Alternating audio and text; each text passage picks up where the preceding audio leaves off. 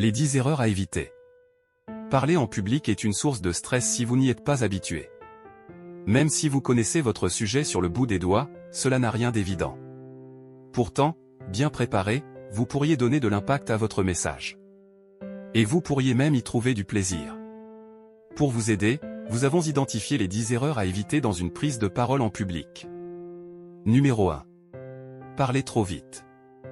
L'erreur la plus fréquente, en particulier pour ceux qui manquent d'expérience, c'est de parler sur un rythme effréné. La peur de parler en public accélère notre débit, comme si nous étions pressés de nous en sortir. Pour certains, cela peut aussi être la peur de ne pas pouvoir tout dire. Or trop en dire est une bonne façon de perdre son public. Lui aussi a besoin de temps. Le temps d'entendre. Le temps d'assimiler. Mieux vaut simplifier vos idées et garder en tête le message essentiel que vous voulez lui faire passer. Le stress peut accélérer votre débit, mais aussi monter votre voix dans les aigus. S'exprimer ainsi n'est pas confortable pour vous, et cela l'est encore moins pour vos auditeurs. Comment faire pour moduler son débit et sa hauteur de voix?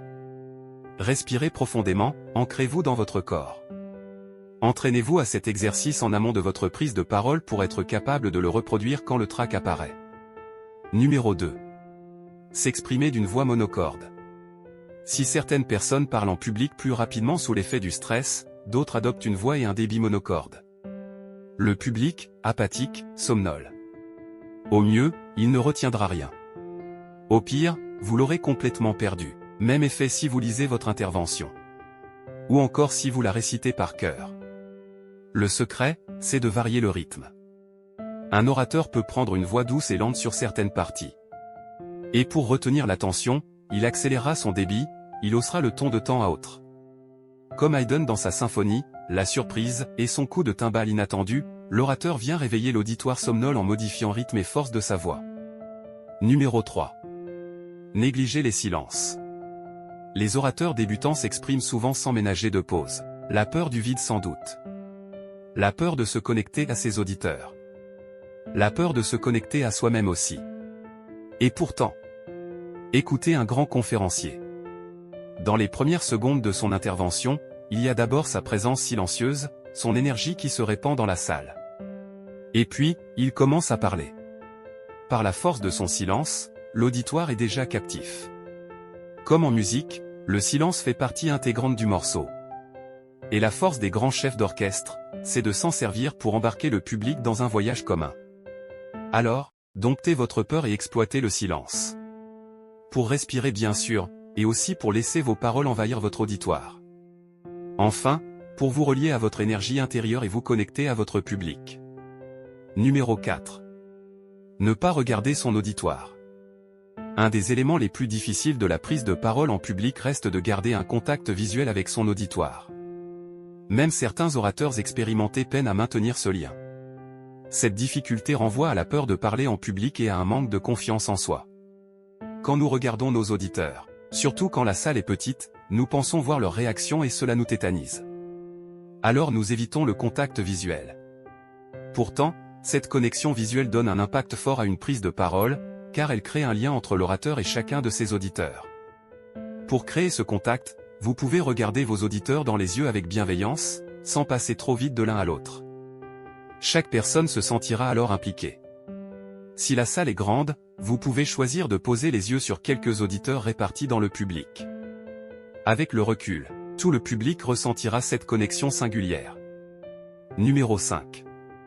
Abuser des tics de langage. Nous avons tous des tics de langage. Du coup, donc, ça va, et autres, bon. En général, ils servent à la fois à nous rassurer et à nous donner du temps pour retrouver le fil de nos idées. Mais quand nous parlons en public, ces mots inutiles parasitent le discours et pointent un manque d'expérience. Pour éviter ces tics, enregistrez-vous pour en prendre conscience. Puis, entraînez-vous. Répétez votre discours. Si vos idées sont bien claires dans votre tête, vous aurez moins recours à ces mots superflus. Et puis en public, quand l'un d'eux vous vient en bouche, respirez et reprenez votre discours avec un « et » pour démarrer. Un autre tic classique, c'est de finir votre intervention par un « voilà ». Dites plutôt « voilà ce que je voulais vous dire ». J'espère que ça vous a intéressé. Merci de m'avoir écouté.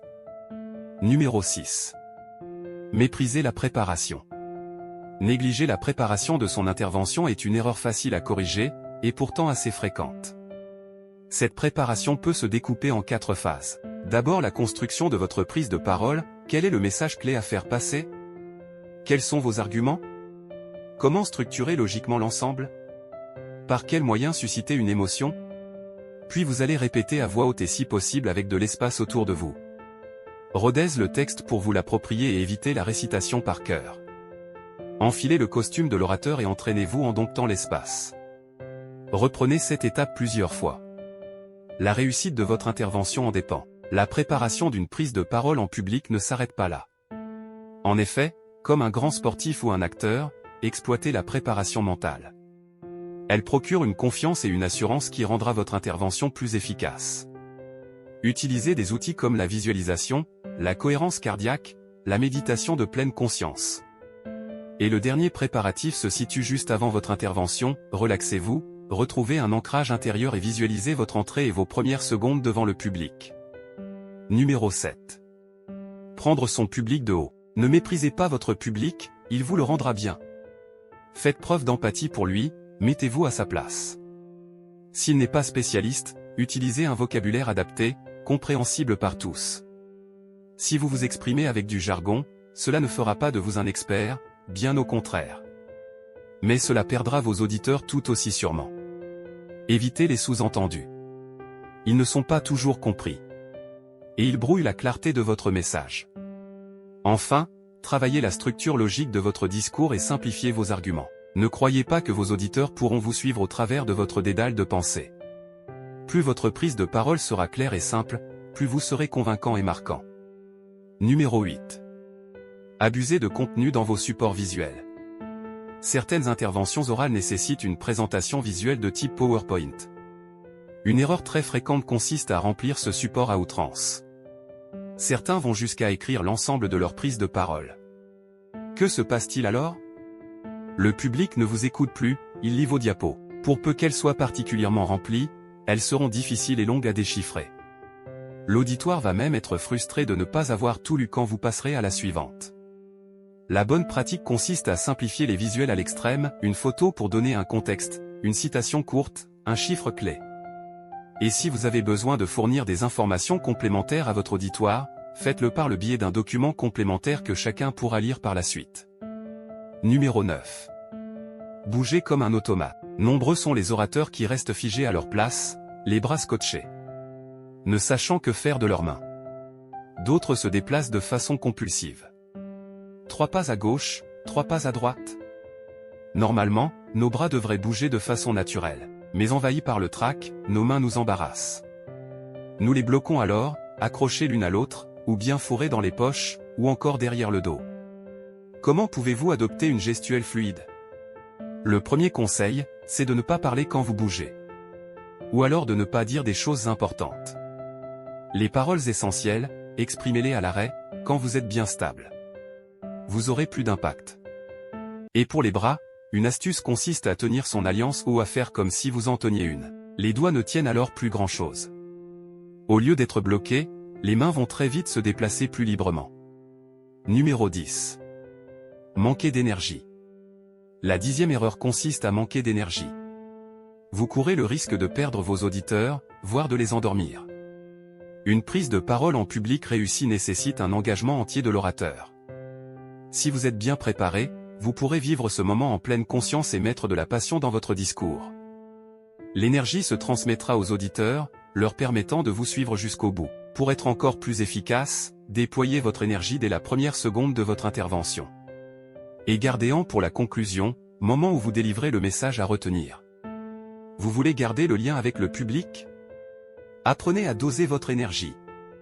Vous ne pourrez pas garder un haut niveau d'énergie tout au long de votre intervention, à moins d'un format très court type pitch.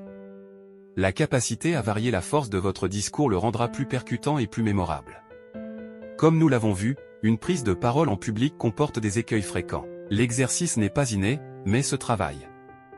Bien préparé et bien rodé, vous pourrez parler en public avec aisance et transmettre votre message avec efficacité. Abonne-toi pour la suite.